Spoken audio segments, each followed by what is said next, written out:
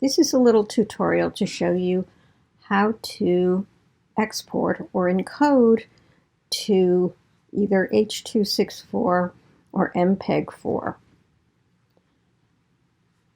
I'm using Adobe After Effects 2020, and the first thing I want to do, of course, is run through the comp window to make sure it's okay. So I'm going to export this particular comp, in which, in my case, it's called Comp 1.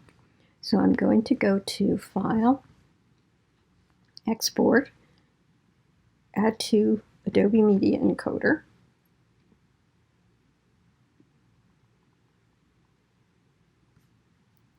And Adobe Media Encoder opens up. You'll see it here. Notice I'm in Adobe Media Encoder. So I'm going to click on one. I actually did it one before. And you'll notice that it automatically defaults to H264. Now this is the Mac version of an MPEG-4. If you are using a PC, you'll have an option that enables you to encode in MPEG-4. And if you wanted to change this for the Mac, because I'm using a Mac laptop, I could just make it an MPEG-4. But H264 is generally the standard for Windows, and MPEG-4 is generally the standard for PCs.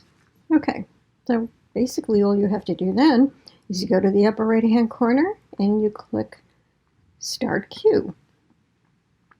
So it's going to work its way through, and it will save on your desktop.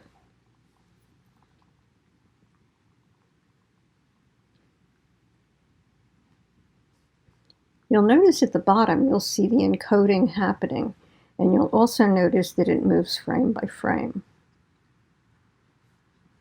In this particular case, since I don't have a lot of detail in this composition, it only took probably going to take about a minute or two.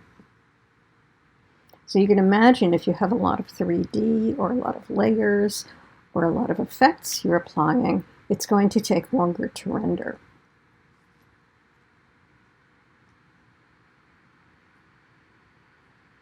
Once it's finished rendering,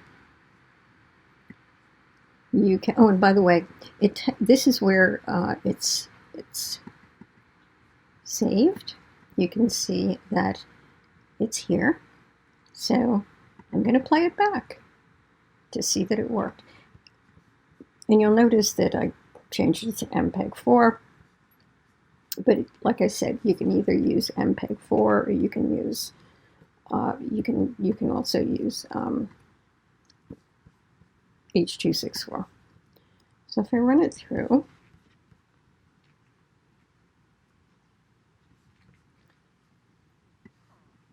now don't forget also, when you do this, or before you do this, you also want to make sure that you make this half size. I'll go over that in class on next time we meet, unless you remember from last Monday night, but that's it.